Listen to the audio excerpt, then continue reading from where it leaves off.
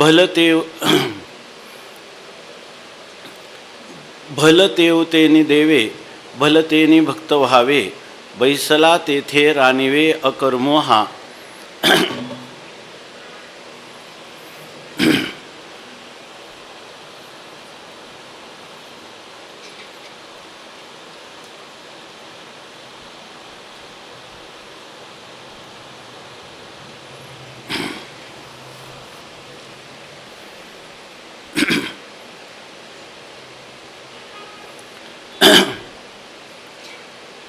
रुक्मिणी प्राणसंजीवन भक्तजन वत्सल अकारण करुणावरुणालय अनंत गुणगण निधान परमपिता पंढरीनायक श्री पांडुरंग परमात्म्याच्या असीम अनुकंपेने आपण श्री अनुभवामृत किंवा अमृतानुभव नावाचा आपल्या श्रीमन निवृत्तीनाथ श्रीगुरूंच्या आज्ञेवरून आपली असणारी प्रातिभ किंवा अतींद्रिय अनुभूती किंवा ऋतंभरा प्रज्ञेला विषय होणारी असं म्हटलं तर चालेल, अशा प्रकारची ही अलौकिक दिव्य अशी स्वस्वरूपस्थिती, त्या स्वरूपस्थितीचं किंवा स्वानुभूतीचं वर्णन करणारा हा अलौकिक दिव्य चोखट असं ग्रंथरत्न, त्याचं नित्यानंदैक्य दीपिका नावाची श्री शिवकल्याण स्वामींनी केलेली जी टीका, त्या टीकेच्या आश्रयाने यथाशक्ती यथामती आपण अनुसंधान करीत आत्तापर्यंत श्लोक पंचकाच्या रूपाने असणारं मंगलाचरण, शिवशक्ती समावेशन, सद्गुरू वंदना, वाचारून परिहार, सच्चिदानंद अविद्येचं यथार्थत्व आणि ज्ञान अभेद कथन, वाचारून परिहार, शब्दखंडन, अज्ञानखंडन, ज्ञानखंडन ह्या 8 प्रकरणाच्या परिसमाप्तीनंतर आता आपण जीवनमुक्त पुरुषाचं लक्षण किंवा जीवनमुक्ती रहणी कथन किंवा जीवनमुक्ती दशेचं कथन अशी या प्रकरणाला अनेक प्रकारची नावं दिलेली आहेत. तर ह्या प्रकरणाचं साधारणपणे चिंतन करत आता आपण पूर्वार्धाच्या शेवटपर्यंत आलेलो आहोत आणि या ठिकाणी आता 35 क्रमांकाची ओवी आहे. भलतेऊनी देवे, भलतेनी भक्त व्हावे, बैसला तेथे रानिवे अकर्मो हा. वास्तविक आत्तापर्यंत आपण या ग्रंथाच्या चिंतनाचा केलेला जो काही प्रयत्न आहे, या प्रयत्नातून आपल्याला जीवनमुक्त पुरुषाचं काय लक्षण आहे किंवा जीवनमुक्तीचं काय स्वरूप आहे हे आपल्याला आत्मसात व्हावं किंवा याचा यथार्थ परिचय व्हावा असं आपल्याला वाटतं. थोडक्यात काय, आत्तापर्यंत केलेल्या सगळ्या तत्त्वचिंतनाची फलश्रुती म्हणून प्राप्त होणारी वेद प्रतिपाद्य अशी असणारी जीवनमुक्ती, की ज्या जीवनमुक्तीमध्ये आनंदाचे डोही आनंद तरंग, आनंदाचे अंग आनंदाचे असं तिचं वर्णन केलेलं आहे. किंवा ही 6 काष्ठा 6 परागती, मानवी जीवनामध्ये व्यक्तिमत्वाचा आध्यात्मिक विकासात जीवनमुक्तीच्या पलीकडं आणखी काही फळ आहे असं नाही. आता तुम्ही म्हणाल की विदेहमुक्ती ही एक आहे, परंतु या ठिकाणी जीवनमुक्ती आणि विदेहमुक्ती ह्या दोन्ही स्वस्वरूपाच्या ठिकाणी विकल्प नाहीत. अशी असणारी नित्यसिद्ध स्वयंप्रकाश, आश्रय विषय विवर्जित अशी जी स्थिती आहे, त्या स्थितीमध्ये या ठिकाणी कोणत्याही प्रकारचं द्वैत तर नाही, पण द्वैत सापेक्ष अद्वैतसुद्धा, अद्वैत पदाची सुद्धा ती वाच्य नाही. अशी ही स्थिती ती खऱ्या अर्थाने 6 काष्ठा 6 परागती आहे असं ज्ञानोबराय आपल्याला आत्तापर्यंत सांगत आलेले आहेत. तेव्हा ज्याच्यामध्ये शब्दाला विषय होत नाही म्हणून शब्दखंडन झालेलं आहे. या ठिकाणी अज्ञान किंवा अज्ञान कार्य याला कोणत्याही प्रकारचं अस्तित्वच नाही, अशा प्रकारची जर स्थिती आहे तर त्या ठिकाणी त्या अज्ञानाचं निवर्तक असणारं वृत्तीज्ञानाची सुद्धा आवश्यकता नाही. अर्थात अशी स्थिती ही द्वैतात्मक नाही आणि शून्य स्वरूप नाही, एवढंच माऊलीनं सांगितलेलं आहे. हे सांगून ज्या स्थितीचं दिग्दर्शन केलेलं आहे ती अवाच्यच सिद्ध होते. ती ज्ञानाज्ञानविरहित ब्रह्मप्राप्तीची संज्ञा, अशाच प्रकारची ती स्थिती आहे. आता आपल्याला जे काही अनंत जन्माचे द्वैताचे संस्कार किंवा एखाद्या ठिकाणी आपल्या एखाद्या संप्रदायाविषयी, पंथाविषयी किंवा आपल्या असणाऱ्या काही संस्काराने आपल्या ठिकाणी असणारा जो पूर्वसंस्कार आणि त्याच्यामुळं पूर्वग्रह आपल्या ठिकाणी झालेले असल्यामुळं ज्या वेळेला ज्ञानोबारायांची जीवनमुक्ती आपण पाहतो त्यावेळेला आपल्या अंतःकरणाच्या संस्काराचं एखादं पूड देऊन त्या दृष्टिकोनातून जर आपण या ठिकाणी जीवनमुक्ती पाहू तर आपल्याला जीवनमुक्ती या ठिकाणी आपल्याला ज्ञानोबारायांना अभिप्रेत असणारी जीवनमुक्त दशा ही लक्षात येईलच असं सांगता येत नाही। या ठिकाणी ही तर खरी स्थिती अशी आहे की ही शब्दाच्या द्वारा आपण कथनही करू शकत नाही आणि शब्दाच्या द्वारा ती आपल्याला आकलन होईल असं नाही। म्हणून त्यांनी सांगितलं जसं नायमात्मा प्रवचनेन लभ्य हा याच्यावर केलेल्या प्रकर्षाने जी काही आपण शब्दाच्या द्वारा शब्दातीत वस्तूचं विवरण करू ती खरं तर सावलीवरी नवमवे चर्चिते जैसे सावलीचा शोध घ्यायला गेलं पकडायला गेलं तर सावली पुढं जाते अशा प्रकारची ही स्थिती आहे।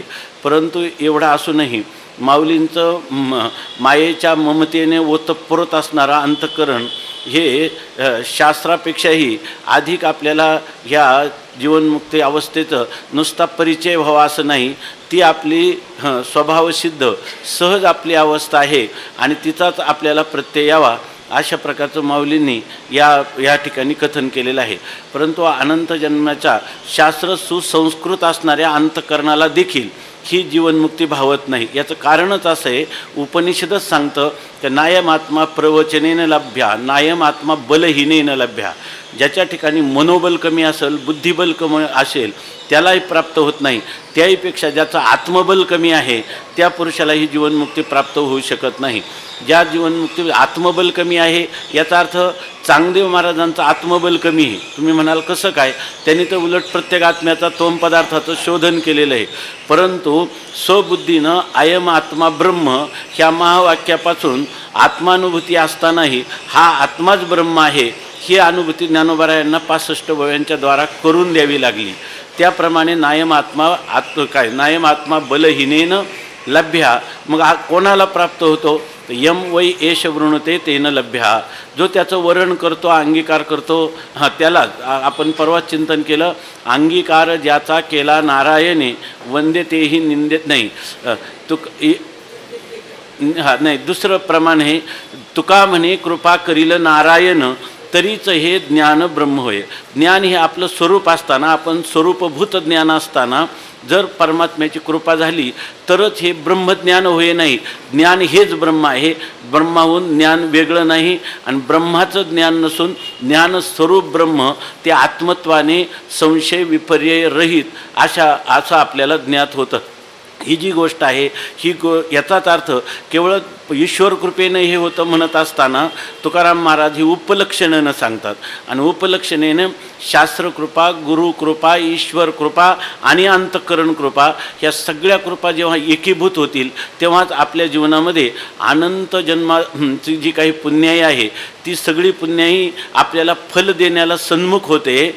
त्यावेळेला आपल्याला हा दृढ अशा स्वरूपाचा जीवनमुक्त अवस्था ही प्राप्य नाही, विकार्य नाही, संस्कार्य नाही, उत्पाद्य नाही, ते आपलं स्वतःचं स्वरूपच आहे। ते नित्य आहे, शुद्ध आहे, बुद्ध आहे, मुक्त स्वभावान आहे आणि या ठिकाणी द्वैत सापेक्ष एक अशी ती नसून त्या ठिकाणी ती जी असणारी स्थिती आहे ती अवाच्य एक नाम केवल स्वरूप स्थितीच आहे, ज्याचं आत्तापर्यंत आपण ब्रह्मस्वरूपाचं वर्णन केलं असं वाटतं 8 प्रकरणामध्ये आणि त्याचं ज्ञान झाल्यावर ही फलश्रुती आहे 9वं प्रकरण असं आपल्याला वाटतं। खरं जर पाहिलं तर ही स्वरूपस्थितीसुद्धा ब्रह्मरूपताच आहे। ही स्वरूपस्थिती ब्रह्मरूपतेची प्राप्ती केलेला पुरुष असं नाही, ब्रह्मरूप ब्रह्मविद ब्रह्मैव भवती असा जो पुरुष आहे त्याचंच वर्णन आहे, म्हणजे आपल्या स्वरूपाचंच वर्णन आहे। परंतु एवढं जरी असलं तरी आपल्या जीवनामध्ये ज्ञानोत्तर असं आपण म्हणतो। वास्तविक आता इथे येणारच आहे पुढं ज्ञानोत्तर म्हटलं तर ज्ञानाच्या नंतर काल नावाचा पदार्थ राहिला। जीवनमुक्त पुरुषाचं आचरण अशा प्रकारचं असतं असं जर कोणी म्हणायला गेलं तर त्या ठिकाणी त्याला देश काळ किंवा वस्तूचा काहीतरी परिच्छिन्नता आल्याशिवाय त्या ठिकाणी तो विधिनिषेधाचा कधीच विषय होऊ शकत नाही। असं असताना ज्ञानोत्तर प्रेमलक्षणात्मक भक्ती किंवा ज्ञानलक्षणात्मक भक्ती असं त्याला शास्त्र कधी विधान करू शकत नाही। आणि अशा वेळेला हे जे प्रकरण आहे किंवा आत्ता चालू ज्याला पराभक्तीचा परमोत्कर्ष जीवनात झालेला हा जीवनमुक्त महात्मा त्याचं हे वर्णन केलेलं आहे. आणि हे जे वर्णन आहे हे शब्दाच्या द्वारा, प्रक्रियेच्या द्वारा ते आपल्याला समजावून सांगणं ही गोष्ट अत्यंत कठीण आहे. याच्यामध्ये फक्त काय आहे की अशा पुरुषाच्या जीवनामध्ये अपाततः किंवा दुसऱ्याच्या दृष्टीनं कधी कधी त्याच्या ठिकाणी जसं कर्म होताना दिसतं तशी उपासना होताना दिसते, परंतु याचा अर्थ त्याच्या ठिकाणी विधिकंकरत्व आलं असं मात्र कधीच होत नाही. किंवा त्याच्या ठिकाणी जर त्याने केवळ तच्चिंतनम तत्कथनम या न्यायाने केवळ निर्गुण निर्विकार एकमेवा द्वितीय स्वगत सजातीय विजातीय भेदरहित नित्यशुद्ध बुद्धमुक्त स्वभावान असा आपली असणारी जी स्वरूपस्थिती तिलाच अंतःकरणवृत्ती पुन्हा पुन्हा विषय करते असं म्हणत असताना तेच खरं तत्त्वज्ञान आहे असं वाटत राहतं. आणि अशा वेळेला जर त्या पुरुषाने माझ्या मनीची आवडी पंढरपुराने येणं गुढी किंवा त्या पुरुषाने काही सगुण भक्ती केली, सगुण साकार सगुण निराकार निर्गुण निराकार याची तो उपासना करीत असल्यासारखा जरी दिसला तरीसुद्धा त्या ठिकाणी तो विधी किंकर होऊन करतो असं मुळीच नाही. आणि हे करीत असताना त्याचं ज्ञान जे आहे त्या ज्ञानामध्ये यत्किंचितही न्यूनता येते असं नाही. किंबहुना तो पुरुष आहे ना, तो करी तेतुली पूजा आणि तो कल्पितो जपू माझा, तो वसे तेथ कपी ध्वजा समाधी माझी, अशा प्रकारची स्थिती ज्ञानोबरायांना अभिप्रेत आहे. आणि ही स्थितीचं वर्णन करतात. या ठिकाणी ज्ञानोत्तर त्यांनी अमुक कर किंवा अमुक करावं असं नाही, कारण जो उपनिषदांचा संदेश आहे की निस्त्रैगुण्ये पथी विचारताम को विधी को निषेधा असं जे सांगितलेलं आहे तो विधी आणि निषेधाच्या अतीत होऊन गेलेला असतो. पण अतीत होऊन गेला याचा अर्थ तो या ठिकाणी त्याच्या ठिकाणी सगुण साकार इष्टदेवतेची प्रेम लक्षणात्मक भक्ती पण घडू शकते आणि तो पुरुष ज्ञानलक्षणात्मक भक्तीमध्ये सुद्धा रम्मान असू शकतो. स्वस्वरूपानुसंधानम भक्तिरेव गुरुयशी, आपल्या आत्मस्वरूपाचं अनुसंधान ज्ञानोत्तरही पुन्हा पुन्हा खादलेची खावे वाटे भेटले भेटे आवडी या रीतीनं तो वेदांत वाक्येषु सदा रमंतो. भिक्षान्न मात्रेण चतुष्टिमंतः अशोकवंतः करुणैकवंतः कौपीनवंतः खलु भाग्यवंतः स्वानंद भावे परितुष्टिमंतः स्वशांत सर्वेंद्रिय वृत्तिमंतः नांतं न मध्यम न बहिस्मरंतः कौपीनवंतः खलु भाग्यवंतः असं त्याचं निवृत्तीपरायण जीवन असू शकतं. इतकंच नाही, मग तुम्ही म्हणाल की निवृत्तीपरायण जीवन जगत असणारा महात्मा हाच केवळ जीवनमुक्तीचं विलक्षण सुख भोगतो असं जर कोणी म्हणत असाल आणि प्रवृत्तीपरायण झाला म्हणजे मिरच्याच्या बाजारात गेल्यावर त्याला ठसका येतो, तशा प्रकारचा त्याच्या जीवनमुक्तीच्या विलक्षण सुखात न्यूनता असते असं जर कोणी म्हणाल तर हे आता आपण हे जे बोलतो तर याच्यामध्ये काहीही वाटलं तर कोणी पण बोला, याच्यामध्ये हे एक विचार मंथन आहे, याच्यामध्ये सिद्धांत रूपाने काही व्यासपीठावरून कथन चाललं आहे असं समजायचं नाही.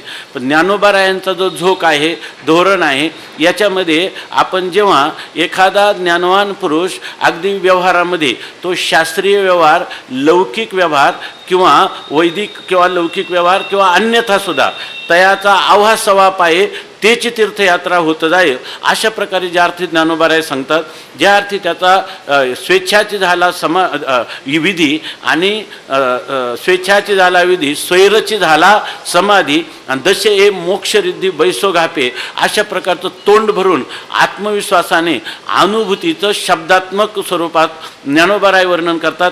त्या अर्थी ह्या पुरुषाचं काही जरी घेतलं यत्र यत्र म्हणो याती तत्र तत्र समाधया, त्यामुळं ह्या पुरुषाची जीवनमुक्ती अबाधित आहे, जीवनमुक्तीचं विलक्षण सुख देखील अबाधित आहे.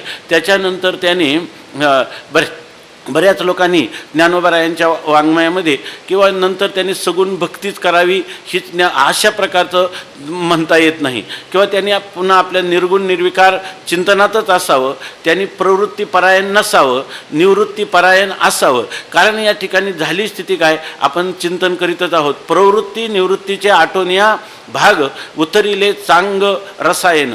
खरं जर ज्ञान शब्दाची शक्ती कळली तर ज्ञान काय उतरिले चांग रसायन, ज्ञानाग्नी हुताशी कडशिले ओजा आणि आत्मसिद्धी काजा लागोनिया. त्या ठिकाणी ब्रह्मी ब्रह्मरस सिद्ध झाला पाक आणि घेतला रुचक प्रतितीमुखे. प्रतिती अनुभूती ज्या पुरुषाला आली त्याच्या ठिकाणी प्रवृत्ती आणि निवृत्ती हे त्या स्वस्वरूपाच्या ठिकाणी दोन्ही विकल्प कधी उत्पन्नच होत नाही असा त्याचा दृढ निश्चय आहे. आणि असा जो पुरुष आहे ते फक्त उरले उपाधी कारणे ते त्वा वेचिले दर्शने.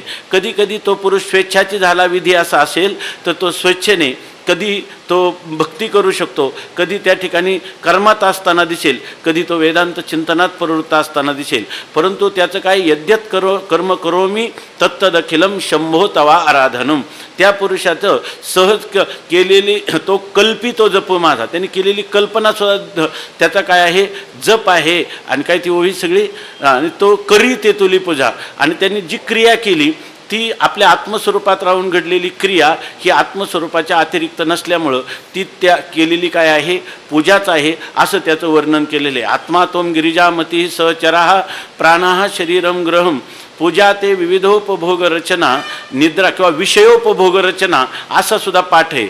निद्रा समाधी स्थिती हे संचार पदयो प्रदक्षिण विधी स्तोत्रानि सर्वागिरो यद्यत कर्म करोमी तत्तदखिलम शंभो तवाराधनम ही त्याची स्थिती आहे. आता ही शब्दाने कितीही जरी समजावून सांगण्याचा प्रयत्न केला तरी ही शब्दाला विषय होणारी नाही. फक्त या ठिकाणी खरी तर गोष्ट अशी आहे की त्याची हे स्वसंवेद्य अशा प्रकारची स्थिती आहे. ही तैसे क्रियेचे नामकिरणस आहे परी अद्वैती भक्तीचे आहे. हे अनुभवाची जोगे नोहे बोलायचे म्हणजे बोलण्याची गोष्ट नाही, ही अनुभवण्याची गोष्ट आहे. असं असलं तरी त्याचं काहीतरी शब्दाच्या द्वारा आपल्याला त्याच्या ज्याला अपातता का होईना त्या स्वरूपाच्या जवळ जाण्यासाठी या ठिकाणी संत जे आहेत ह्या जीवनमुक्तीचं तोंड भरून वर्णन करतात.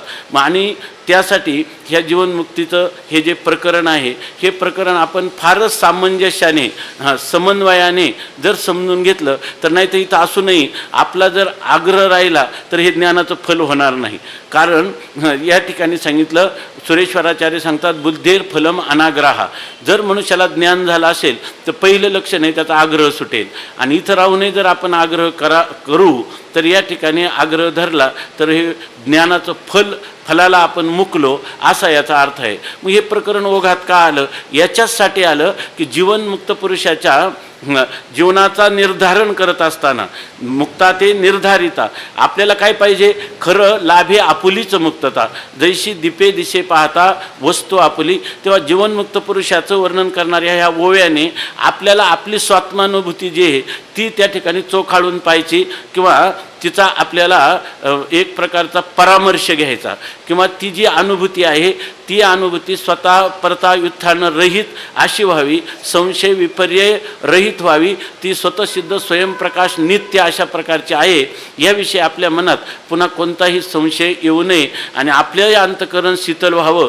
संदेहाच्या सुटल्या गाठी झालो पोटी शीतळ यासाठी हे सर्व चाललेलं आहे. जर ह्याच ओव्या जर एखाद्या मनुष्याने घेतल्या की त्याचा आवाहसावाप आहे असं म्हटलं तर याच्यातून उलट हे समन्वय केला पाहिजे का स्वेच्छाची झाला विधी आणि स्वैरची झाला समाधी.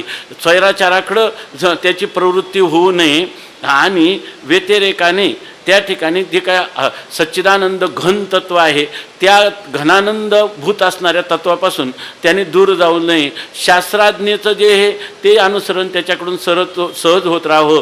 लोकसंग्रह त्याच्याकडून होत असेल तर तो लोकसंग्रहासाठी काही गोष्टी होतात, पूर्वसंस्कारानुरूप काही होतात. शास्त्राची आज्ञा प्रमाण मानण्याचं अनुलंघ्य कशी आहे याच्यात त्यांनी जन्मच्या जन्म घातलेले असतात. त्यामुळं तुकाराम महाराज म्हणतात की ज्याप्रमाणे काय आधी होता वाघ्या काय झाला पाग्या त्याचा येळकोट राहीना मूळ स्वभाव जाईना अशा प्रकारची ही स्थिती आहे.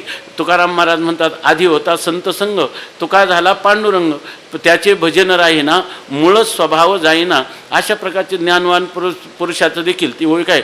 पूर्वसंस्कार छंदे आणि जे तो काही अनुवादे ते आळविलेनी ओ दे बोलता मीची. या ठिकाणी ओ देणाराही मी आहे आणि बोलताही मी आहे. सगळा चैतन्य चित सागरामध्ये लाटासुद्धा चैतन्याचाच आहे. हा सगळा व्यवहार जो आहे त्याच्या चिद्रूपतेत अभंग अखंडतेला कोणत्याही प्रकारचा बाध न येता त्याचा चाललेला सगळा व्यवहार हा चिद्घनानंद अशा स्वरूपाचा आहे. ही दृष्टी जर भगवंताच्या कृपेने आपल्याला मिळाली तर अमृतानुभवाचं काही आपल्याला अनुसंधान करण्याचं एक नजर ज्ञानोबारायांच्या कृपेने आपल्याला प्राप्त झाली असं म्हणता येईल. नाही तर याच्यातही घेऊन आपण जर एखादा पक्ष धारण केला या ठिकाणी आणि त्याच्याबद्दल आग्रह जर धरला तर आपल्याला म्हणावं असं अमृतानुभवाचं फल आपल्या पदरात पडणार नाही. अशा प्रकारची ही स्थिती आहे. ही स्थिती म्हणजे अनिद्रुक ताद्रुक ज्याला आपण म्हणतो काही बाही. परंतु ज्ञानेश्वर महाराजांनी हे पण सांगून टाकलं, काही बाही आळूमाळू याही शब्दाचा काय देखीजे एखादे वेळू परी देखी तोही विटाळू जया गावा. असं काही बाह्य अनिद्रुक अताद्रुक असं सुद्धा ज्या गावाला म्हणजे ज्या स्वरूपाला विटाळ आहे. म्हणजे याच्यामध्ये मौन गा तुझे राशी नाव आता स्तोत्री के बांधू हाव आणि दिसशी तेतुली माव बजू काही. अशा प्रकारची ही स्थिती आहे. ज्ञानोबाराय सुद्धा या वर्णन करताना म्हणतात हे बोला ऐसे नव्हे आणि हे अनुभवाची जोगे. अशा आणि हा अनुभव सुद्धा वृत्तीला धरणारा अनुभव नाही, वृत्त्यात्मक सुख नाही, वृत्त्यात्मक ज्ञान नाही आणि वृत्तीचा संबंध करून ही सत्ता पण नाही आणि वृत्तीला धरून सिद्ध झालेलं द्वैत पण नाही. अशा प्रकारचं सर्वांच्या अतीत असणारी ही जी स्थिती आहे ही ज्ञानोबारायांना वतून या ठिकाणी आपल्याला सांगायचे आहे. आणि अशा वेळेलाही जर आपण एखादा आग्रह धरू तर त्या ठिकाणी काय होईल, तो आग्रह म्हणजे केवळ दुराग्रह ठरेल. म्हणून उलट या ठिकाणी आग्रह विवर्जित होऊन स्वतःसिद्ध स्वाभाविक असणारी आपली जी आत्मस्थिती अभंग अखंड आणि ती असणारी अखंड अद्वैतात्मक आहे, केवल आहे, त्या आत्मस्थितीचा परिचय करण्यासाठी हे सगळ्या ओव्या आहेत. जसं आपण म्हणतो ज्ञानोबारायांच्या ज्ञानेश्वरीकडे पाहताना त्यांनीच एक आपल्याला दृष्टी दिली की त्यांनी सांगितलं सगळे श्लोक पाहताना धर्मक्षेत्रेपासून यत्र योगेश्वरापर्यंत 700 श्लोक अध्याय 18चे लेख.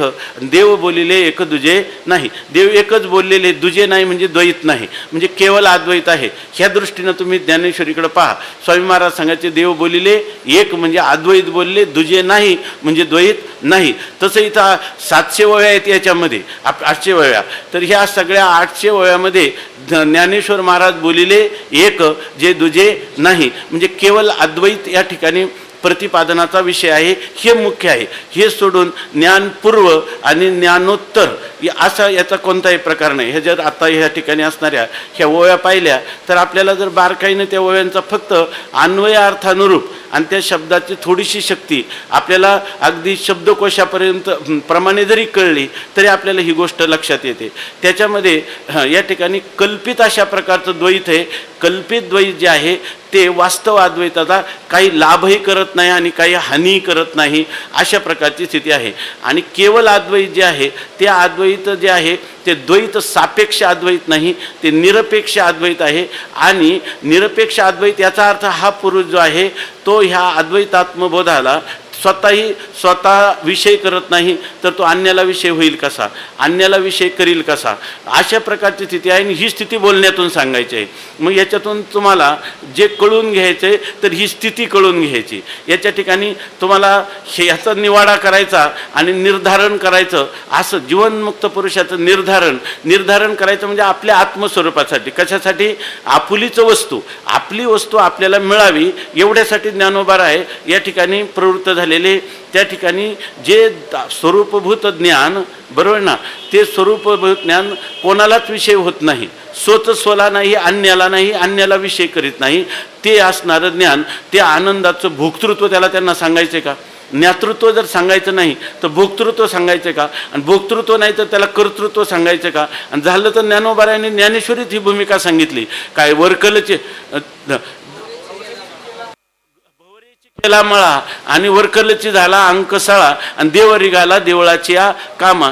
ते ज्ञानेश्वर महाराज या ठिकाणी हा अद्वैतवादाचा सिद्धांत ही खरी महापुरुषाची जीवनमुक्ताची अनुभूती आहे हे सांगत असताना इदम करून इदम मा करू अशा प्रकारच्या त्याला विधी निषेधाचा विषय करून ज्ञानोत्तर अमुक करा आणि अमुक करू नका असं सांगण्याचा विषय करतील हे कधीच शक्य नाही.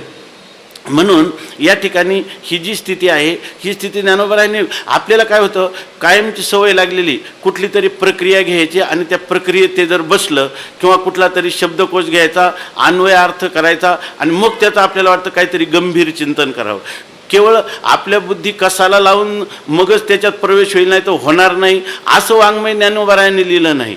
त्यांनी आबाळ सुबोधे सगळ्यांसाठी हे एकदम ज्ञानोबारायांची अनुभूती शब्दरूपात अशी साकार झाली की मुमुक्षूंना ही स्वतःसिद्ध स्वयंप्रकाश स्थिती सहजच तिचा परिचय व्हावा.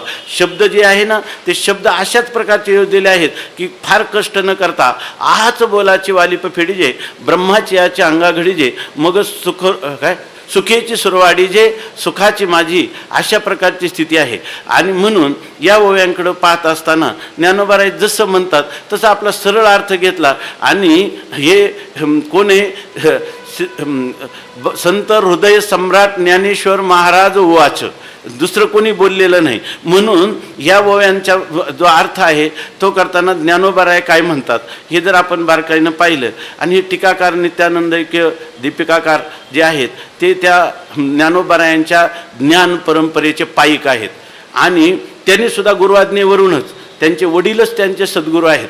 आणि ते हे तिथं जसं निवृत्तीनाथ महाराज हे अग्रजा भ्राता पितृसमाना असं आपली संस्कृती सांगते. वडील भाऊ हा वडिलांसारखा आहे आणि त्यात साक्षात वडील आहेत आणि त्यांच्या आज्ञेवरून त्यांच्या इच्छेवरून ही टीका लिहिलेली आहे. तेव्हा याच्यामध्ये ते सुद्धा याच रीतीनं त्याचं स्पष्टीकरण करतात. म्हणून तसं पाहिलं तर आत्ताच सांगितल्याप्रमाणे हा विषय अत्यंत कठीण आहे. उलट मला असं वाटायला लागलं की आपण जे काही महिनाहून महिने याचं चिंतन केलं तासन तास हे आपल्याला सगळ्यांना विठीला धरल्यासारखं झालं. मला आज असं वाटतं की विठीला धरल्यासारखं आज पगार द्यायच्या दिवशी नेमकंच गुप्त व्हावं वाटतं. कारण का तर पगार मिळू नये कोणाला, कारण पगार देण्यासाठी महिनाभर काम केलं. आम्ही असं ठरवलं की आता ह्या लोकांकडून आपण असा पगार यांना कबूल करू, नंतर फार मोठं फल आहे तुम्हाला पगार देऊ असं वाटलं. आणि आता जेव्हा जीवनमुक्तीचं प्रकरण हे झालं तेव्हा इतका तोटा आला, इतका तोटा झाला की आजची मलाच खाण्याची भ्रांती पडली. आज काय खायचं तर तुमचा पगार कुठून देणार, आता दिवाळं निघालं आहे की नाही, कंपनीचं दिवाळं निघालं, अशा प्रकारचे हे वर्णन आहे. परंतु असं असलं तरीसुद्धा ही जी स्मृतिस्थली आहे ती या ठिकाणी सामान्य पुरुषाची नाही. या शतकातले असणारे एक द्रष्टे ऋषी असणारे गुरुवर्य श्रोत्रिय ब्रह्मनिष्ठ रंगनाथ महाराजांची स्मृती स्थली आहे. तेव्हा या ठिकाणी ते काही जशी बुद्धी देतील त्याप्रमाणे आपण यथाशक्ती या शब्दांचं काहीतरी विवरण करायचा प्रयत्न करायचा. इथे इतके चांगले महानुभाव आहेत की जे आमच्या अंतःकरणामध्ये ज्यांना गुरुजींचं स्थान आहे. इथं आता गुरुवर्य महाराज पण आले ज्यांनी 20 वर्ष गुरुजींचं चिंतन ऐकलं, तर त्यामध्ये अशा प्रकारची स्थिती आहे. तर या ठिकाणी उलट काहीतरी विचारमंथन व्हावं. आमच्या अत्यंत संकोचित असणारी अल्प असणारी अशा प्रकारची जी बुद्धी आहे ती ह्या आशयांचं प्रकाशन करेल असं नाही. म्हणून या ठिकाणी कोणी जरी फार आशेने जरी आला असेल, दिगंबर महाराजांना काय वाटतं का फलश्रुतीचा दिवस कधी येईल, ऐका नाही काही आयुष्य काय भाग्यला हाता होईना अवघे देखे जन ब्रह्मरूप, तर त्याच्यामध्ये निराशाच येण्याची शक्यता आहे. पण निराशा या कारणाने येईल का पायाला ब्रह्मरूप म्हणून दुसरं असतं तर ना, ऐका ही निराशा आली तर ती काय आहे आशेची पूर्तताच करणारी आहे. पण हा तरी निर्धार व्हायला पाहिजे आहे की नाही त्याच्यामध्ये. तर आता ह्या ज्या ओव्या आहेत आपलं दिवसही थोडे आहेत, आपल्याला ह्या सगळ्या महापुरुषांच्या चरणन कमलाजवळ ह्या ग्रंथाची पूर्णता करायची. म्हणून आपण हे जे टीका आहे त्या टीकेचा जो पांगता अर्थ आहे तो पाहत साधारणपणे चिंतन करू. त्याचा आशय आता जो आपण सांगितला हाच आशय इथं कसा कसा येत जातो हे सहजच आपल्या लक्षात येईल. असं आहे की या ठिकाणी थोडंसं वेग करावा लागेल. म्हणून पहा भलतेवतेने देवे भलतेने भक्त व्हावे बैसला तेथे राणीवे अकर्म हा.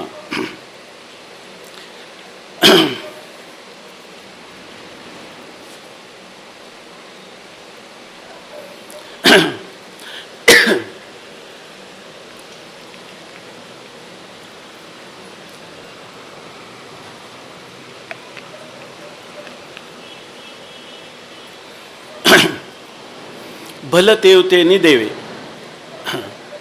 भलतेवने म्हणजे कोणीही, म्हणजे कधी देवे भक्त व्हावे, देवाने कधी भक्त व्हावे. आणि भलं तेविनं भक्ते, आणि कोणत्याही भक्ताने कधीही देव व्हावे. म्हणजे कधी देवच भक्त तर कधी भक्तच देव. आणि ते केव्हा कोणी आणि केव्हा व्हावं त्याला कोणताही नियम नाही. त्याला कोणत्याही प्रकारची देश काल किंवा वस्तू यांचा कोणताही नियम या ठिकाणी परिच्छेद नाही. त्यांना भलं तेवतेने म्हणजे जो देव आहे याचा अर्थ असा आहे की या ठिकाणी जसं आता पुढं सांगणारच आहे ते, देव देवळ डोंगरू कोरुणी की जे परिवारू तैसा भक्तीचा व्यवहारू का न व्हावा. माणसाच्या जीवनात असं वाटत राहतं की काही लोक तर इतके ह्याला पोचलेले आहेत ज्याला ऐकांतिक म्हणजे आग्रही वेदांती, की जर एखादा मनुष्य देवाची पूजा करत असला तर त्यांना वाटतं की याला अजून खरं ज्ञानाचं रहस्य कळलं नाही. त्याला ज्या अर्थी हा पूजा अर्चा करतो, ध्यानधारणा करतो, जप करतो, वारी करतो, त्या अर्थी याला खरं अद्वैत शब्दाची शक्तीच कळली नाही. असं काही लोकांना वाटतं. एक काशिकानंद स्वामींनी एक उदाहरण सांगितलं की ते म्हटले की एक मनुष्य पूजा जप करत होता, तेवढ्यात एक अद्वैत वेदांती आला. अरे ते म्हणे अजून तुम्ही वर्षानुवर्ष अद्वैताचं चिंतन करता, अजून तुमचा भेदभ्रांती गेली नाही आणि देवाच्या पूजेत काळ घालवता. त्याच्यापेक्षा केवळ असंग चिदानंद रूप शिवोहम शिवोहम हे चिंतन करायला पाहिजे, हे तुमच्याकडून सहज घडायला पाहिजे, असं त्यांनी सांगितलं. नंतर काय झालं तर त्यांनी ते गप्प बसले. नंतर ते त्या मित्राला भेटायला गेले, दोघे अद्वैत सांप्रदायिकच आहेत. भेटायला गेले त्यावेळेला त्यांनी लसणाची एवढा चटणीचा गोळा घेतला होता आणि खात होता. त्यांनी विचारलं त्याला की अरे तुम्ही या ठिकाणी ब्राह्मण शरीर धारण केलेले आहे, आपल्या अद्वैत वेदांत चिंतकामध्ये लसूण कांदा कोणी खात नाही म्हणे आणि तुम्ही खाता म्हणे. त्यांनी सांगितलं माझं ज्ञान इतकं कच्चं नाही का लसूण खाल्ल्याने उडून जाईल. मग ते म्हटले माझं ज्ञान इतकं कच्चं नाही का देवाची पूजा केली म्हणजे ते अद्वैताला विसरून जाईल असं ज्ञान नाही. मग लसूण खाताना अद्वैत बोध कुठं जात नाही, परंतु देवाची भक्ती करताना मात्र जातो. याच्यामध्ये लोकसंग्रह होतो, शास्त्र अध्ययनाचं प्रमाण होतं, जीवनमुक्तीचं विलक्षण सुख मिळतं, किती किती गोष्टी चांगल्या आहेत. ज्ञानी बरं असं होताना अनेक संतांचं दिसतं ना, माऊलीसुद्धा म्हणतात ना की या ठिकाणी माझ्या मनीची आवडी पंढरपुरानी नगुढी पांडुरंगी मन रंगले गोविंदाचे गुणी वेधले. तुकाराम महाराज म्हणतात तुझं मज नाही भेद केला सहज विनोद आभेदुनी भेद राखेला अंगी वाढावया जगी प्रेम सुख. ह्या सगळ्या गोष्टी आपल्याला त्यांच्या जीवनातल्या दिसत नाही का?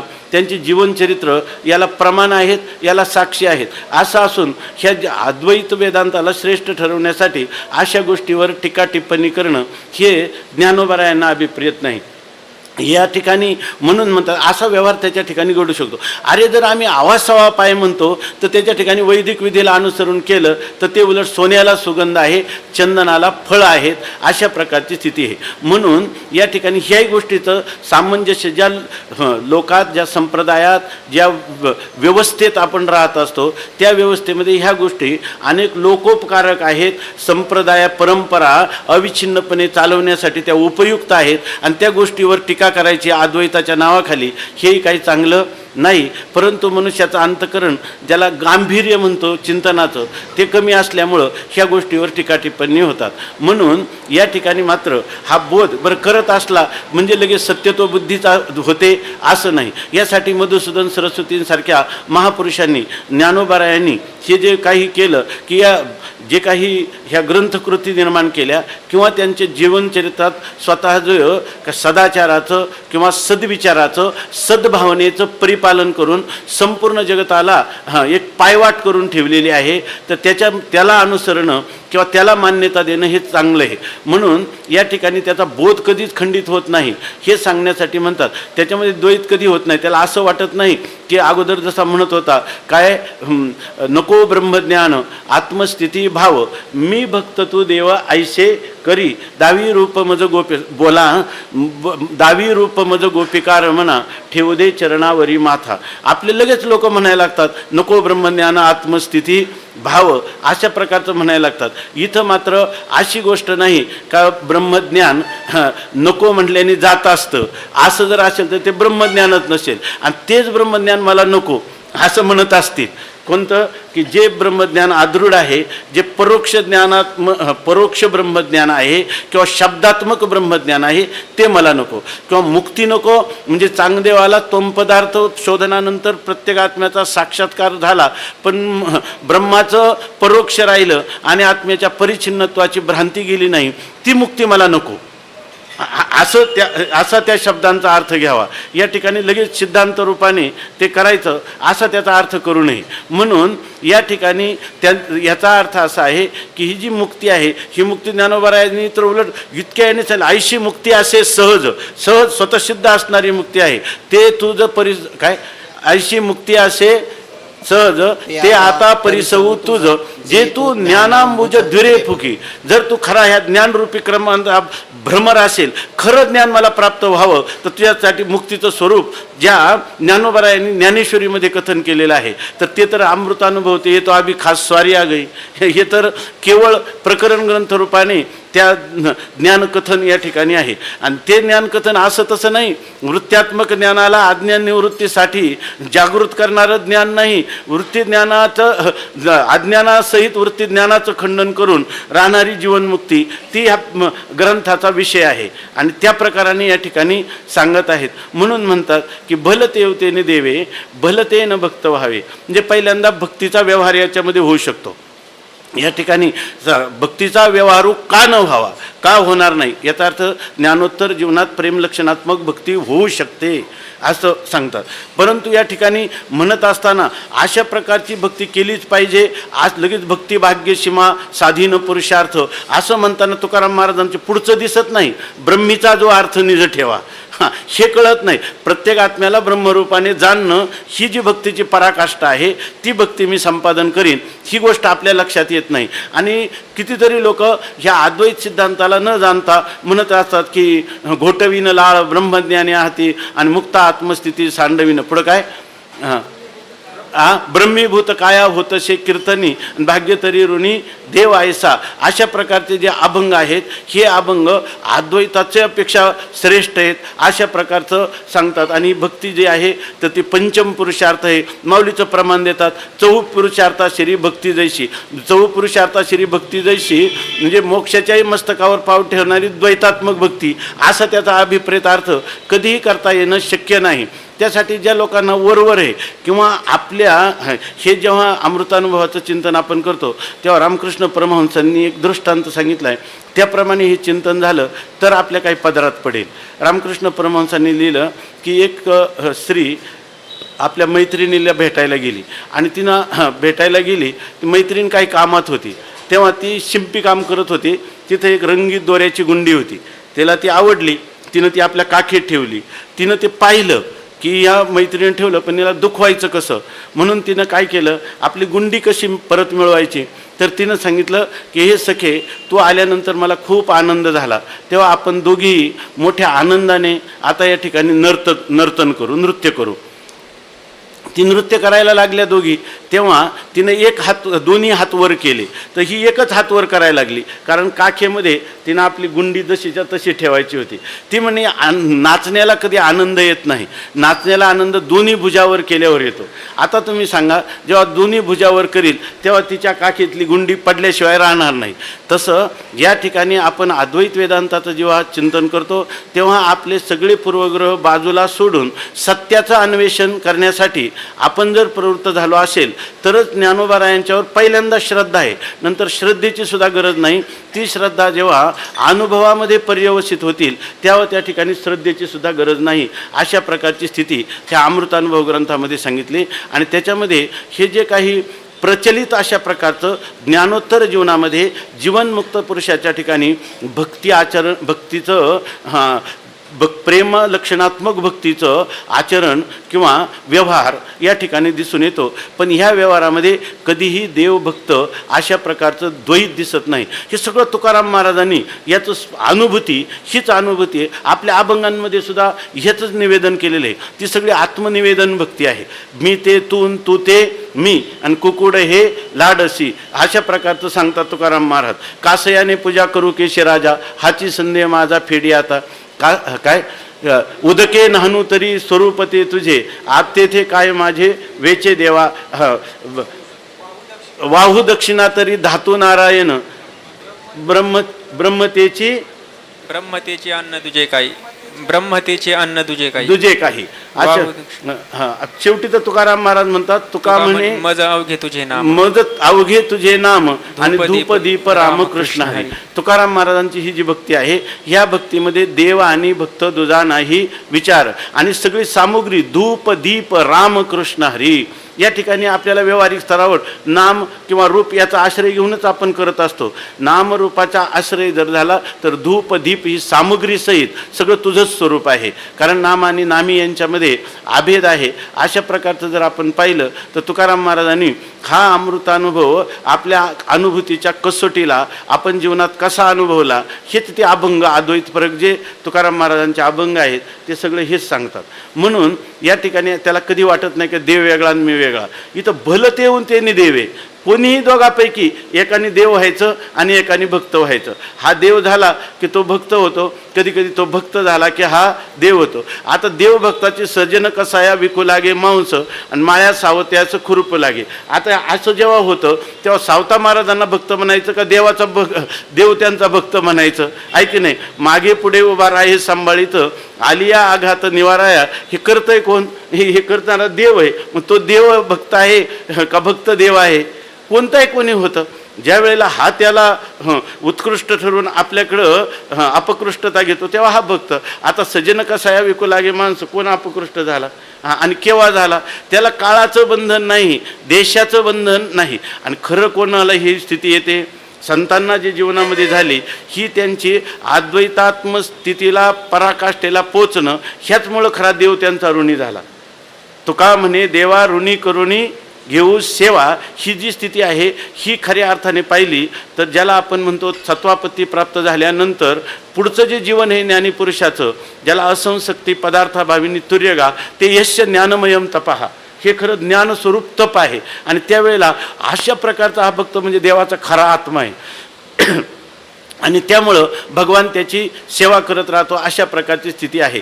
केवळ द्वैतात्मक भक्तीचं त्याची हे होत नाही असं नाही, पण त्याच्यात भक्तालाही आनंद नाही तितका देवालाही आनंद नाही. खरा आनंद काय आहे, तुझ मज नाही भेद, अभेद स्वरूप ही खरी जी भक्ती आहे, ह्या भक्तीचं हे जीवन आहे. आणि त्यामध्ये सांगतात की भलं तेवतेने देवे आणि भलं तेवने ते भक्त व्हावे, बैसता तेथे रानिवे अकर्म. आणि हे जे ना म्हणजे बैसला तेथे राज्य, म्हणजे ज्या ठिकाणी तो बसलेला आहे त्या ठिकाणी त्याला राणीव म्हणजे सगळं ब्रह्मसाम्राज्य त्याच्या हातात आहे, आनंदाचा तो सम्राट आहे. असं जर कधी असेल, पण अकर्म हा अकर्म आहे, म्हणजे कोणत्याही प्रकारची क्रिया करत नाही आणि सगळ्या आनंदाचा साम्राज्याचा हा सम्राट झालेला आहे. अशा प्रकारचा हा पुरुष आहे. म्हणजेच याचा अर्थ हा कोणता पुरुष आहे, देश काळ वस्तू भेद मावळला, आत्मा निर्वाळला विश्वाकारे, न झाला प्रपंच आहे परब्रह्म, अहम सोहम ब्रह्म आकळले. अशा प्रकारचा हा पुरुष आहे. तत्वमशी विद्या ब्रह्मानंदी सांग, आणि तेच झाला अंगे तुका आता. तत्वमशी विद्या ज्या ब्रह्मानंदात निष्प्रतिबंधपणे पर्यवसित होते ती मी प्राप्त केली नाही, तेच झाला अंगे तुका. ती स्थिती मी झालो आहे, त्या स्थितीचं नाव मी आहे, किंवा मी म्हणजे ती स्थिती आहे, ती मी प्राप्य करून केलेली अशी नाही. ती काय आहे, नित्य आहे, स्वयंप्रकाश आहे. अव्यद्यत्वे सती अपरोक्ष रूपत्वम, यात साक्षात अपरोक्षात ब्रह्म, अशी ती स्थिती मला संशय विपर्य रहित ज्या ठिकाणी माझ्या अनुभूती झालेली आहे, अशा प्रकारचं सांगतात. आता ही टीका, आगा देवाची पूर्णत्वी पाही, देवपणाशी निर्देश नाही, आता आवडीच्या प्रवाही निर्देश उमटे. ह्या सगळ्या गोष्टी जर आपण पहिल्या प्रकरणात जर समजावून घेतल्या असतील तर त्याच्या ठिकाणी काही काही गोष्टी जे शब्दप्रयोग केले त्याची परिभाषा, अनियमे नियमकारिणी परिभाषा, त्याची परिभाषा पहिल्या प्रकरणात बरीच स्पष्ट केली, दुसऱ्या प्रकरणात त्या अजून काही राहिलेली स्पष्ट केली, आणि त्याच्या पुढं जे जवळजवळ परिभाषाचं काम ठेवलं नाही. कारण कोणताही ग्रंथ असताना नुसता शब्दप्रयोग आहे, त्याचे शब्दकोशात अर्थ पाहून त्यांचा अर्थ अभिप्रेत अर्थ आपल्याला कधीच कळणार नाही. यांनी काय अर्थ केलेला आहे त्या आवडी शब्दाचा काय अर्थ केला हे जर आपलं लक्षात घेतलं तरच आपल्या इथं आवडी शब्द आला तर कळेल. नाहीतर मग आवडीच्या उलथे आवडीच्या सरोवरी, आवडीचे नि पांगे असे जे शब्द आले तर बरेच लोक आहे ना, आवड म्हणजे आम्ही सांगतो ना, ज्ञानोबारायांच्या आपलं निळोबारायांचे अभंग पाहिले, ज्ञानोबारायांचे अभंग पाहिले, ज्ञानोत्तर प्रेम लक्षणात भक्तीचे, का आपण त्याला द्वैताच्या दृष्टीने पाहायला लागतो. आपण म्हणतो संत ज्या अर्थी म्हणतात, काय जाऊन या करुणी धामा, तेथे मी नातडे ना डोळे विश्रामा, येथे पाहुनी तमाल मेघ श्यामा, नायको नेघो आणि का दुर्गमा हो, असं त्यांचं सांगतात. याचाच अर्थ काय आहे की ज्ञानोबारायांना अभिप्रेत असणारं हे सगुण साकार इष्ट स्वरूपाचं चिंतन हे ज्ञानोत्तर खऱ्या जीवनमुक्तीच्या विलक्षण सुखाला कारण होतं, असं आपण लगेच त्याचा अभिप्रेत अर्थ काढतो आणि तशा प्रकारची निश्चित रूपाने धारणा करावी आणि त्याच्यावरच आपण जोर देतो. परंतु ह्या ओव्या ह्या अशा प्रकारचं इदम करून ज्ञान हा जो पुरुष आहे तो विधी किंकरत्व कधीच नाही. आणि जर असेल तर त्यांनी सांगितलं, ज्ञानामृतेन तृप्तस्य कृतकृत्यश्च योगिनाः नैवास्ति किंचित कर्तव्यम आस्ति चेत न स तत्वविद. तत्ववेत्या पुरुषाला कर्तव्य नाही आणि कर्तव्य असेल तर तो तत्ववेत्ता नाही, असं जर उपनिषदांचं संदेश आहे. उपनिषदांनी आपल्याला ही गोष्ट अपौरुषीय शब्दराशी वेदाने जर सांगितलेली आहे तर या ठिकाणी ज्ञानोबा काही दुसरं सांगतील का? या ठिकाणी जरी अनुभूती सांगत असले तरी ती श्रुती आणि युक्तीच्या कुठेही विरोधी नाही ही अनुभूती. उलट ही श्रुती, युक्ती आणि अनुभूती ही सर्व एकरूप ह्या अमृतानुभव ग्रंथामध्ये झालेली आहे. म्हणून या ठिकाणी सांगतात की काय चाललं होतं आपलं चिंतन, तर आवडे शब्द जो आहे तर त्या आवडी शब्दाची त्यांनी परिभाषा केलेली आपण जर लक्षात घेतली तर त्याचं इथं या ठिकाणी पुन्हा आपल्याला सांगतात, अभ्यासांगाने पुन्हा त्याचं स्पष्टीकरण करतात. टीका. आगा देवाचे पूर्णत्वी पाही, देवपणाशी निर्देश नाही, आता आवडीच्या प्रवाही निर्देश उमटे. टीकाकार याच्यावर चिंतन करताना सांगतात, देवाचे पूर्णत्वे, भगवंत देवाचं जर पूर्णत्व पाहिलं, आपला जो भज्य आहे, आपला जो इष्ट आहे, तो इष्ट आपलं आत्मतत्वच आहे आणि त्याचं पूर्णत्व जर आपण पाहायला गेलं, त्याचं पूर्णत्व कसं आहे?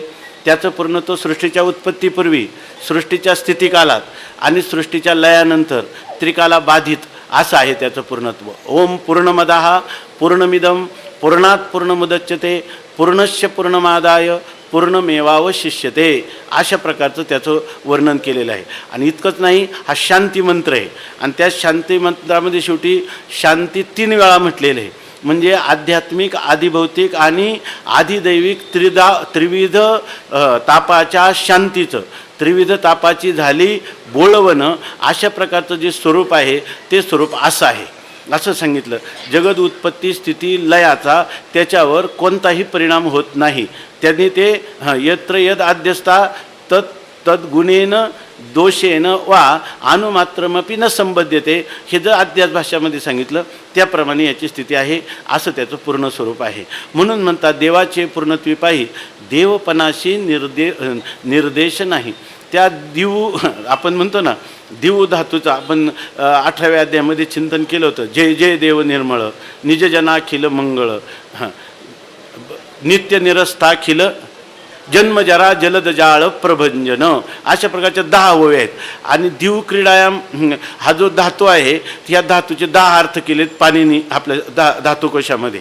आणि ते धातुकोशामध्ये 10ही अर्थ 10 ओव्यात वेगवेगळा सगळा अर्थ सांगतात. हे काय झालं, त्या शब्दाची उत्पत्ती, त्या धातूचा अर्थ या प्रमाणाने आपण तो करतो. पण इथं त्यांनी सांगितलं, खरं जर असं आहे, ह्या 10 धातूच्या अर्थाचं आपलं धातूचे अर्थ त्या परमात्म्याच्या वास्तव स्वरूपाचं प्रकाशन करतात असं नाही. आपल्याला 18व्या अध्यायाचं कौतुक आहे, पण इथं अमृतानुभवातमध्ये त्या 10 धातूंच्या अर्थाचं काही कौतुक नाही. तिथं ते सांगतात की देवपणाशी निर्देश नाही. देवाचं पूर्णत्व असं आहे ना, इतकं पूर्णत्व आहे का त्याला देव म्हणायला सुद्धा जागा नाही. कारण त्याचं वर्णन करणारे जे शब्द आहेत ते शब्दच अस्तित्वात नाही. त्याच्याहून स्वतंत्र सत्ता स्फुरणसुद्धा त्या शब्दांनाच नाही, तर जे परतंत्र असणारे शब्द किंवा आभाषिक असणारे त्याच्या स्वरूपावरचे शब्द ते त्याच्या अधिष्ठानाचं स्वरूपाचं प्रकाशन करण्याला कधीच समर्थ होऊ शकत नाही. म्हणून या ठिकाणी त्या देवपणाला, त्या देवत्वाचा निर्देशसुद्धा ते शब्द करू शकत नाही. मग आता तुम्ही कसं काय केलं तर माऊलीने हे काय केलं, ही आपली आवड आहे म्हणून म्हणतात. आता आवडीच्या प्रवाही निर्देश उपडे. आवडीचा जेव्हा व्यवहार असतो तेव्हा सुखाचे व्यवहारी सुखलाभ झाला, आनंद कोंदला मागे पुढे. ऐकी नाही, संगती पंगती देवा सवे घडे, नित्य नित्य जोडे तेची साच. या न्यायाने त्या ठिकाणी आवडीनं त्याचा निर्देश करण्यात येतो, परंतु निर्देश उमटे. अशा प्रकारचा निर्देश करताना आपल्याला संतांची वाणी किंवा द्रष्ट्या ऋषींची वाणी किंवा वेदवाणी त्या ठिकाणी प्रवृत्त झालेली आपल्याला दिसते. तेथे जिथून उमटे देवपण, तो ठावची देव जाणं, उठले ते भक्तपण सुखेची घडो. आता सांगतात हे जे देवाच्या ठिकाणी देवपण आहे ना, आपल्याला काय करायचं, देवपणाचं वर्णन करायचं. पण ज्या अधिष्ठानावर हे देवपण झालं तो ठावची देव जाणं. ज्या अधिष्ठानावर देवपण झालं तो अधिष्ठान देव आहे. देवाला जाणायचं नाही, जाणणे तेची वस्तू तत्वता. आहे की नाही, या ठिकाणी जाणणं हाच जर देव झाला, उठले ते भक्तपण सुखेची घडो.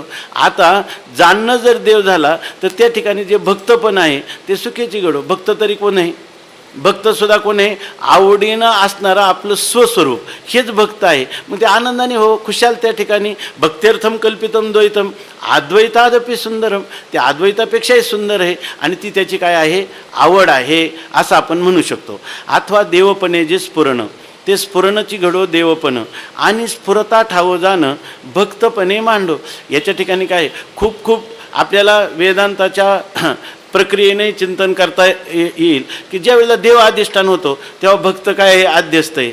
आणि जेव्हा भक्त अधिष्ठान होतो तेव्हा देव काय आहे, आद्यस्थ आहे. पण मग तुम्ही म्हणा बरोबर ना, त्याचं देवपण काय आहे, अधिष्ठान देवावर भक्तपण आद्यस्थ आहे आणि अधिष्ठान भक्तावर देवपण आद्यस्थ आहे. आहे की नाही. याच्यातून अर्थ काय झाला, याच्यातून अर्थ झाला शून्यवादाचा आरोपी.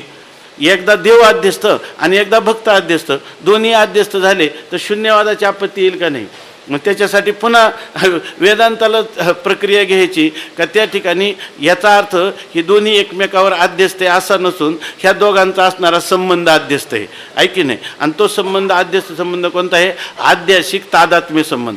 असं जर म्हटलं तर तुम्हाला देवभक्तापणाचा आनंद घेता येईल की नाही, घेता येईल. आणि त्याच्यात सत्यत्व बुद्धी कधी असेल काय, कधीच नाही. त्याच्यात तत्वतः द्वैत होईल का, कल्पित द्वैत असेल का. कल्पित द्वैत उलट आनंद रूपता आहे या ठिकाणी, पण आनंदाचा भोग नाही.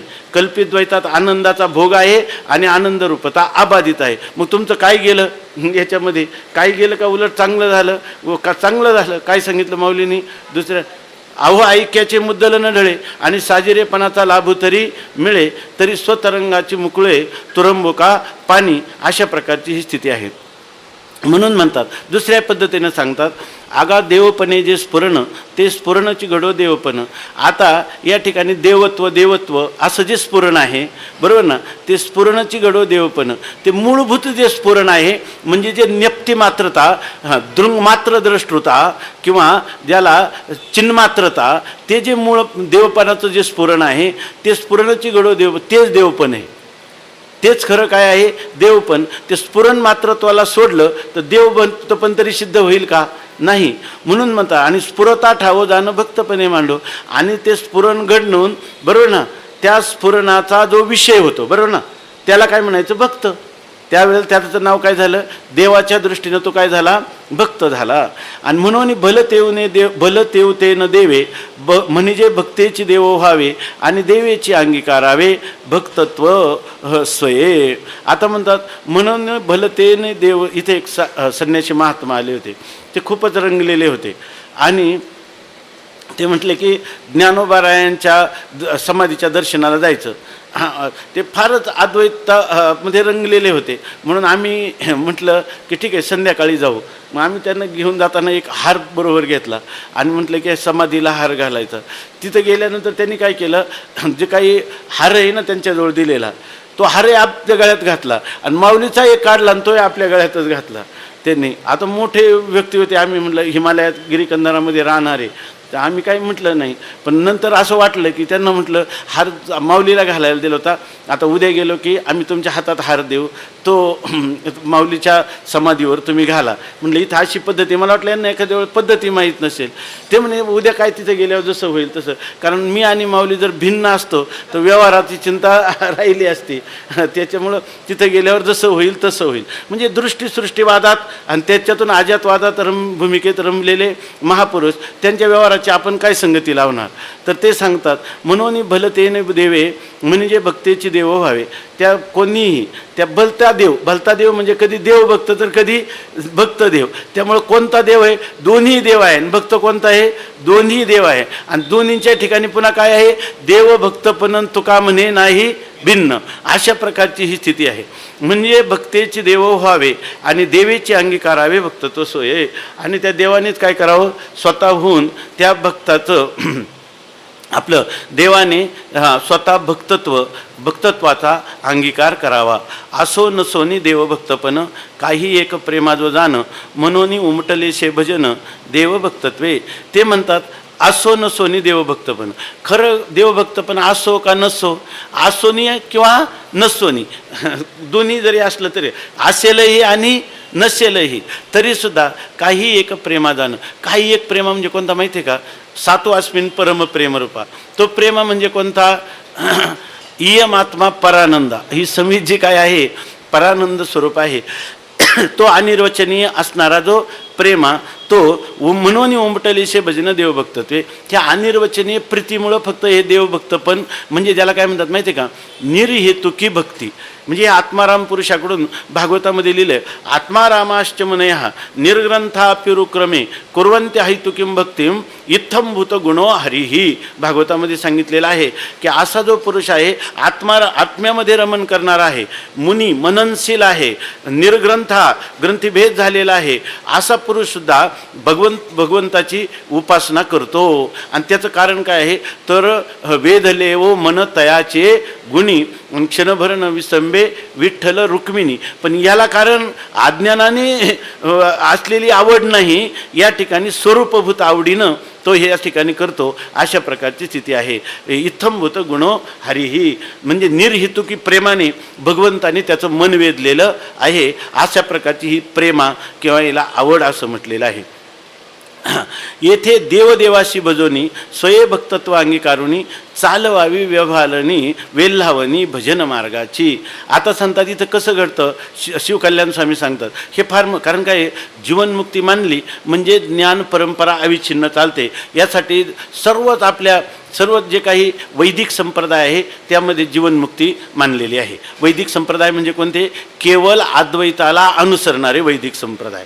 तर त्या ठिकाणी नाहीतर अगदी वल्लभाचार्यांचं शुद्ध अद्वैत असो, रामानुजांचं स्त्रीभाष्य असो, पण त्यामध्ये ही जीवनमुक्ती मानलेली नाही. त्या ठिकाणी अंतरंग मागणी सगळ्यांची जीवनमुक्तीचीच आहे, पण साधलीच नाही. कारण त्याचं जे निश्चित ज्ञापक निर्धारक प्रमाण आहे ते प्रमाण केवळ अद्वैत सिद्धांत त्याला न मानता ते आपल्या त्या यथार्थ जीवनमुक्तीला बिचारे पोचलेच नाही. कोणी जरी असले तरी भेद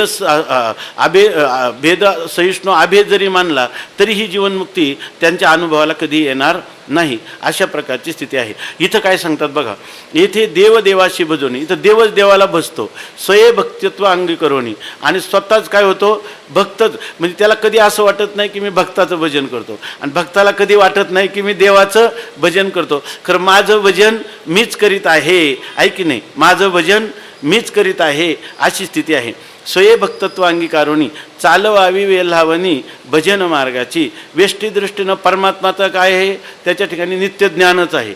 पण व्यष्टीदृष्टीनं व्यष्टीकडून विचार केला तर त्याचं ज्ञानसुद्धा कसं आहे, अफूट ज्ञान आहे की त्या ठिकाणी ती ओवी गेली ना, त्याचं द्वैत दशेचे अंगण आणि अद्वैत ओळगे आपण आणि भेद तवतो धुन अभेदाशी. अशा प्रकारची त्याची स्थिती आहे. आता सांगतात येथे देवदेवाशी भजोनी स्वये भक्तत्व अंगीकरोनी. देवाचंच भजन करतो, देव आणि भक्त दुजा नाही विचार.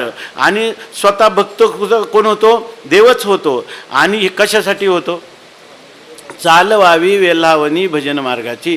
हा जो भजन मार्ग आहे हा अव्याहत परंपरेनं, वेल्हावणी ह्या शब्दाचा अर्थ आहे संप्रदाय. हा जो संप्रदाय आहे हा या ठिकाणी अनवच्छिन्नपणे त्या ठिकाणी चालावा यासाठी त्यांचे काही भजन मार्ग आहे. म्हणून आपल्याला जरी वाटलं की हा संप्रदाय चालवण्यासाठी केवळ त्याचा आहे, याचा अर्थ त्याच्या ठिकाणी त्याच्याविषयी सत्यत्व बुद्धी निर्माण झाली, त्याचा काही दुसरा हेतू आहे असा त्याचा अर्थ नाही. ही फक्त संप्रदाय परंपरा अविच्छिन्न चालावी यासाठी तो कधी देवच भक्त होतो तर कधी भक्तच देव होतो. आपण म्हणतो ना, कधी कधी निवृत्तीनाथ महाराज जे म्हणतात ना तरी आदिगुरु शंकरा लागोनी शिष्य परंपरा बोधाचा संसारा झाला जो अमते. आपण म्हणतो शिव आणि विष्णू, कधी कधी या ठिकाणी भगवान शंकर हे काय होतात, गुरु होतात, आणि कधी कधी भगवान शंकर हे शिष्य होतात. कधी याचा अर्थ एक गुरु आणि शिष्य परंपरा ही अविच्छिन्न चालत असताना एकच तत्व आहे, आणि ते एकच तत्व कधी गुरुचं मीच घेतं, कधी शिष्याचं मीच घेतं. त्या ठिकाणी त्यांच्यामध्ये असा ज्येष्ठ कनिष्ठ भाव नाही. आणि ज्येष्ठ कनिष्ठ भाव आहे असं म्हटलं तर अजून त्यांचा कारण शरीराचा अभिमान गेल्याची सिद्धी होणार नाही, आणि हे तर जीवनमुक्त झालेले महात्मे आहेत. म्हणून अशा प्रकाराने सांगतात, चालवावी वेलावणी भजन मार्गाची, किंवा भक्ते आपुले भक्तपण देवत्वे विलासून जाण आपण भराडा होन भजतसे. की काय वर्णन केलं त्यांनी, की भक्ते आपुले भक्तपण, भक्तांनी सुद्धा काय केलं, आपलं जे भक्तपण आहे ते देवत्वे विलासून जाणं. ते भक्तपण आपण हा कोणी श्रेष्ठ आहे आणि मी कनिष्ठ आहे या ठिकाणी म्हणून तसं त्याने ते परिच्छिन्न ठेवलेलं नाही, तर देवत्वे विलासून त्याचा काय केला, निरतिशय व्यापक असणाऱ्या देवाच्या यथार्थ स्वरूपाच्या रूपाने त्या आपल्या भक्तपणाचा निरतिशय व्यापक रूपाने विलास केला. विलास करणं म्हणजे विशेषेन दशती, निरतिशय व्यापक स्वरूपाशी ते समरस करून टाकलं. या ठिकाणी देव आपलं भक्त हा देवाहून वेगळा राहिला नाही. आणि मग पुन्हा भजन कशासाठी करतो, ते म्हणतात उलट आपण भराडा होऊन भजतसे. की त्या ठिकाणी तो देवाने काय केलं, भक्त पण घेतलं आणि आपण त्याचा भराडी झाला. ते लोक ना, भराडी नावाची एक जात आहे. जसं आपल्या पूर्वीच्या काळामध्ये राजाच्या दरबारामध्ये भराडी म्हणजे भाट असत, स्तुती पाठक त्यांना म्हणतात. तसं यांनी काय केलं, आपणच भराडी झाला, म्हणजे आपणच स्तुती पाठक झाला. कोण, स्वतःचा, पण तो आपली स्तुती करतो असं न म्हणता त्या आपल्या स्तुती, आपल्या आत्मस्वरूपाच्या स्तुतीला नाव दिलं देवाची स्तुती. आणि त्या ठिकाणी आपणच भराडा होऊन भजतसे की, आणि भजन करतो का, याचा अर्थ भजन होऊ शकतं. ही गोष्ट ज्ञानोबारायांनी सांगितलं. पण भजन होऊ शकतं म्हणजे भजन केलं पाहिजे. अशा प्रकारचं विधी किंकर होऊन तो कधी भजन करत नाही, ती त्याची काय आहे स्वाभाविक. त्याने सांगितलं, अजून एक फार गोड श्लोक आहे भागवतामध्ये आलेला, आठवत नाही, त्याच्यामध्ये ही निर्विहेतुकी भक्ती जी आहे ती भक्ती आपोआप होत असते. किंवा माऊलीने लिहिलं, काय सहज प्रकाश जो माझा, किंबहुना काय ऐसा जो माझा, ऐसा जो माझा प्रकाश जो कपिध्वजा तो भक्ती या ओजा बोलीजेगा असं सांगितलं. माझा सहज प्रकाश म्हणजे अमृतानुभवामध्ये असणारी जी उत्तमा सहज अवस्था, स्वाभाविक अवस्था, त्यालाच भक्ती असं म्हणतात. आपणच मनाने कल्पना केल्या ही भक्तीचा प्रांत, हा ज्ञानाचा प्रांत. ज्ञान आणि भक्ती दोन. ज्ञानोबारायांनी काय काय सांगितलं, या ज्ञानभक्ती सहज भक्त एकवटला मज,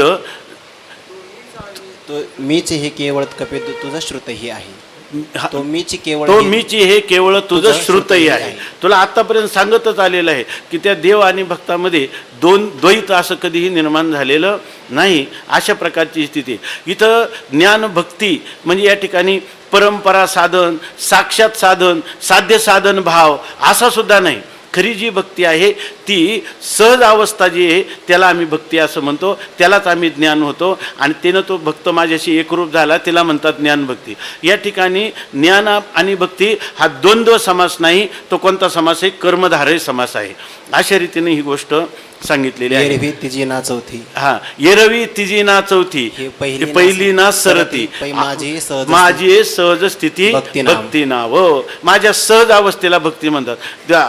लोक म्हणतात शंकराचार्य विवेक चुडामणी ना, ते विवेक चुडामणीचं पाहिलं का लोक म्हणतात, आपले वारकरी संप्रदायातले जे लोक आहे ज्यांनी भक्ती ज्ञानापासून विलग करून पाहतात, तर ते लोक लगेच म्हणतात शंकराचार्यांचं पाहणं आणि दिसतं पण त्यांचं जीवनचरित्र वाचल्यावर ज्ञानोत्तर प्रेमलक्षणात्मक भक्तीचं त्यांच्याच जीवनात विकास झालेला दिसतो. म्हणून याचा अर्थ ज्ञानेश्वर महाराजांच्या जीवनात हा दिसतो.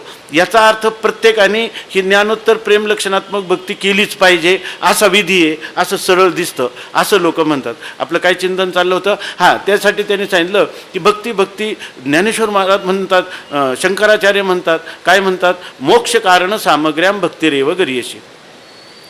मोक्षाची जेवढी सामग्री आहे त्याच्यात म्हणजे साधन म्हणून भक्ती ही सर्वात श्रेष्ठ आहे असं सांगतात. परंतु ते हे पुढचं वाक्य नाही पाहत. भक्ती म्हणजे काय, भक्तीचं लक्षण काय केलं आहे, तर भक्ती त्यांनी काय सांगितली पुन्हा, स्वस्वरूपानुसंधानम भक्तिरेव भक्तिरित्याभिधीयते. स्वस्वरूपाचं अनुसंधान करणं, आत्मानुसंधान, आत्म्याचं ब्रह्मत्वाने अनुसंधान, याला भक्ती म्हणतात. अशा भक्तीची परिभाषा पण त्यांनी त्या ठिकाणी निश्चित केलेली आहे. हे जर आपण लक्षात घेतलं नाही तर आपण मन मानेल तसं अर्थ करून हे ज्ञान आणि भक्ती यांच्यामध्ये भेद आहे. ह्या ग्रंथामध्ये ज्ञान आणि भक्ती यांच्यामध्ये पुसटशी देखील संधिरेषा मानलेली नाही. अमृतानुभवामध्ये किंवा या टीकेमध्ये जे ज्ञान आहे तेच काय आहे, भक्ती, आणि जे भक्ती आहे तेच ज्ञान. आपल्या संतांनी सांगितलं तेची भक्ती तेची ज्ञान, एकला विठ्ठलची जाण, अशा प्रकारचं सांगितलं. आता सांगतात, हा जो पुरुष आहे तो आपलंच भक्तपण देवत्वाचा विलास करून आपणच स्वतः आपला स्तुतिपाठक होऊन आपणच आपलं भजन करीत असतो. किंवा ते काय सांगतात, मीची होनी पांडवा, बरोबर ना, करीती माझी सेवा परी नवला अवतो सांगावा असेन ऐक, अशा प्रकारची स्थिती. शिवो भूत्वा शिवम यजेत, एवम आवडीची हानी नाही ते विलासेशी दोठाई, न होनी नांदवी पाही देवभक्ता ऐसे.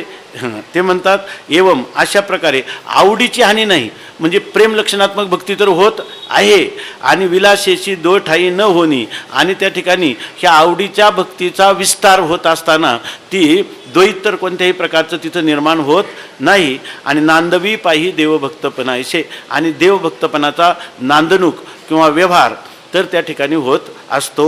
म्हणून भलतसे आसोन संपादू भलतैसे भजन परी आपली राणीव न संडोन आकर्मुची हा. म्हणून म्हणतात भलतसे आसोन म्हणजे तो कसाही असला तरी, संपादू भलतैसे भजन, त्यांनी कसं भजन केलं जसं वाटेल तसं त्यांनी का, म्हणजे आपण जसं म्हणतो त्याला मधुरा उत्तरा सवे नाही चाड, असं त्याचं कसंही भजन असेल, येईल तैसा बोल रामकृष्ण, किंवा कोणतंही त्या क्रियेमध्ये, भावनेमध्ये, विचारामध्ये, कशाहीमध्ये प्रवृत्त झाला तरी ते त्याचं काय आहे, भजनच आहे. म्हणून भलतैसे भजन संपादू परी आपली राणीव न संडोन, परंतु आपलं कसंही केलं म्हणजे तो काय आपल्या स्वरूपापासून च्युत झाला काय नाही. त्यांनी आपली राणीव, आपलं राज्य त्याचं कधी खंडन झालं नाही. आणि अकर्मचे हा म्हणजे अकर्म म्हणजे नैष्कर्म्य स्थिती त्याची कधीच भंगली नाही. निजकर्माचे सुरवाडे अकर्माचे रेखान मोडे,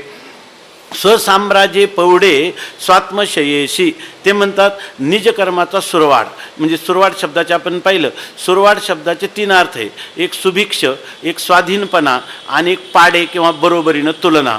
या ठिकाणी जर निजकर्माची तुलना केली किंवा जर निजकर्माचे सुरवाडे म्हणजे तो कोणतंही कर्म करताना त्या कर्माचा म्हणजे त्याला स्वेच्छेने त्यांनी कोणतंही कर्म केलं म्हणजे त्याच्या इच्छेप्रमाणे स्वेच्छाची झाला विधी, असा त्याच्या कर्माचा जरी विस्तार झाला तरी अकर्माची रेखा न मोडे, तरी त्याचे नैष्कर्म्यतेमध्ये कोणत्याही प्रकारचं परिवर्तन होत नाही.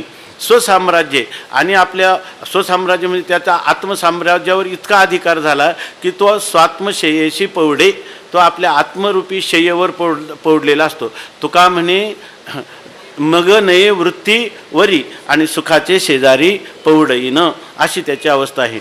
या जनाचे निपाडे शांत मुद्रा न मोडे, ऐक्य मुद्रेची न विघडे, बरोबर ना, राणीव कधी. या जनाचे निपाडे, हे जे लोक असतात ना, ह्या लोकांची तुलना केली तर आता ह्या पुरुषांमध्ये काय बदल आहे हे आपल्याला साधारणपणे सांगता येतं. याचं वर्णन तर खरं सांगता येत नाही, हे अनुभवाचे जोगे नव्हे बोला ऐसे. परंतु ही गोष्ट आपण पाहू शकतो, एखाद्याला जर शंका आली आणि त्याची खरीच देवाची त्याच्यावर कृपा असेल किंवा त्या जीवनमुक्ताची कृपा असेल तर त्याला सहज कळतं की हा जो पुरुष आहे हा इतरांपेक्षा काही वेगळाच आहे. दिसतो हा तैसा नव्हे, हा दिसतो असा नाही, हा स्वरूप स्थितीशी रम्मा झालेला, तुका म्हणे मुक्ती परिणली नोवरी, असा हा पुरुष आहे. हे कधी कळू शकतं? ही गोष्ट ते म्हणतात जनाचेनी पाडे शांत मुद्रा न मोडे. जनाचेनी पाडे, लोकांचं कसं आहे, निंदा मोटके ऐके कपाळ धरून ठाके थेमेनी विरे वारेनी शोके चिखलू जायचा, अशी त्याची. आता हा जो पुरुष आहे याचं मात्र असं आहे, मेरूपासोनी थोरे देहदुःखाचे डोंगरे दाटी जो पडी भरे चित्त न दाटे विहाय कामान या सर्वान पुमांश्चरथी निष्प्रवाहा निर्ममो निरहंकारा. बरोबर ना? सशांतीम अधिगच्छती ना, सशांतीम अधिगच्छती, अशा प्रकारचा हा पुरुष आहे. या जनाचे निपाडे शांत मुद्रानं जोडे. लोकांच्या तुलनेने याची शांती कधी भंग होत नाही. म्हणजे थोडक्यात ही त्याची खूण आहे की या ठिकाणी त्याला काही प्रतिकूलता आली म्हणून त्याची शांत मुद्रा म्हणजे त्याच्या अंतःकरणाची स्थिती तिच्यामध्ये काही चळढळ होतं असं मात्र होत नाही. ऐक्य मुद्रेची नवी गडे राणी कथे. आपलं स्वतःसिद्ध असणारं ऐक्य आणि त्या ऐक्याचा जो संकेत किंवा ऐक्याचं जे स्वरूप आहे त्याच्या जे हेच त्याला ऐक्याचा निश्चय हे साम्राज्य त्याला प्राप्त झालेलं आहे. त्याच्यापासून तो कधीही ते राज्यापासून च्युत होत नाही. आता ऐशी जे राणीव तो पूर्णात्मा परदेव येथा अनेकांशी ठाव होयेची नाकी. ते म्हणतात अशी जी जाणीव आहे ही जाणीव म्हणजेच पूर्णात्मा आहे. ही जाणीव म्हणजेच परमश्रेष्ठ असणारं देवाचं स्वरूप आहे. म्हणजे ही ज्ञानीव, ही पूर्णता आणि हा देव यांच्यामध्ये इतकिंचितही भेद नाही. हे सगळे एकार्थवाची शब्द आहेत. तेथे अनेकाशी ठाव व्हायची ना, तिथं दुसरं कोणालाही ठिकाण नाही. ह्या राज्यामध्ये दुसरा कोणताही मांडलिक राजा किंवा विजातीय भेद निर्माण करणारा राजा नाही, दुसरा आत्मा नाही किंवा दुसरा देवसुद्धा त्या ठिकाणी नाही. ऐसे हे समाधान ज्ञानी याची जे खुन ते विषयीचे निरूपण पुढेही बोले. अशा प्रकारचं असणारं जे समाधान जे आहे, अशा प्रकारचा आनंद, सुख, प्रेमा, आवड, ते म्हणतात ही खरी ज्ञानीयाची खूण आहे. म्हणजे हे खरं ज्ञानी पुरुषाचं स्वरूप आहे. हां, हे खरं त्याचं स्वरूप आहे. म्हणजे हे खरं त्याचं स्वरूप लक्षण आहे. कोणतं? समाधान. नाम समाधी येते अस्मिनीती समाधान. समाधान म्हणजे वृत्त्यात्मक समाधान, वृत्तीची एकाग्रता, वृत्त्यात्मक सुख असा त्याचा अर्थ नाही. त्याच्या ठिकाणी वृत्तीच्या अतीत असणारं जे स्वतःसिद्ध समाधान म्हणजे ज्याच्यामध्ये आपण अंतःकरण वृत्ती लीन करतो, बाधित करतो किंवा अंतःकरण वृत्तीला विषय करतो ते तो आहे. असं असल्यामुळं ते जे समाधान आहे ते खरं ज्ञानीपुरुषाचं स्वरूप आहे. ते विषयीचे निरूपण पुढेही बोले. त्याच विषयाचं निरूपण जे आहे ते आम्ही याच्या पुढेही सांगणार आहोत असं म्हणतो.